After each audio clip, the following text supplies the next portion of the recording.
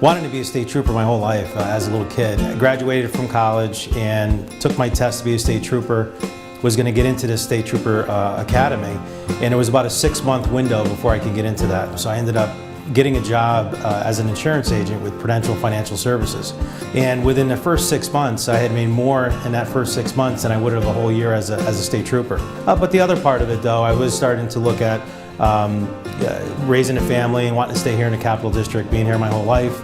And I found that being a state trooper, I'd have to relocate possibly, and decided to stay here. So I ended up staying with Prudential and had a great run with them. Once again, found myself needing to have to relocate out of the area. So I decided to take a look at what other opportunities there was here in the Capital District. And I interviewed some different franchises, and I ended up going with Allstate Insurance. Even though we were doing really good with our business and writing a lot of auto and homeowner policies, the residuals weren't there yet. And in insurance, we get paid on residuals, and that's where the real money is. So I found myself being in debt. It was over $125,000 in debt.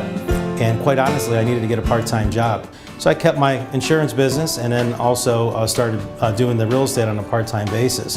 And went on my own in 2002, and that's when we started Miranda Real Estate Group. You know, over the years, I've noticed that all the top producers never did it alone. And there's really 3 things that you need to have a successful business. That's people, processes, and really a good product. One of my mottos is the road to success is always under construction, and you always have to tweak those processes to make them better. I found that helping other people and by showing them how to build their business within my business has really been my success over the years.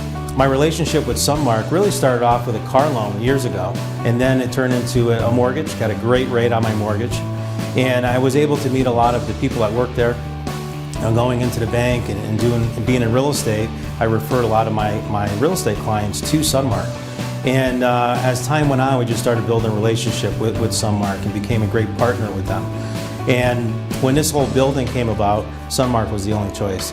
And it was such a great feeling to have that, because there's other institutions that I talked to that were larger firms that I kind of felt like a small potato. You know, going there and just showing them my $500,000 project wasn't too exciting to them. But Sunmark always had that as a priority and always did follow up with me on it, and we were able to use them right from the beginning. They made it very easy for us to get our financing in place so that we can go ahead and hire our builder and our contractors. And they had a great process along the way on how they were able to get us the money when we needed to and fund it when we needed it as well. So the rates were great, the terms were great. And I got to say, it was a very smooth process. Community is very important. There's so many different things that we do in the community, whether it be breast cancer awareness, whether it be the Children's Hospital, which is near and dear to my heart. We've raised over $160,000 so far for the Children's Hospital. I don't know if I would have been able to do that in any other profession.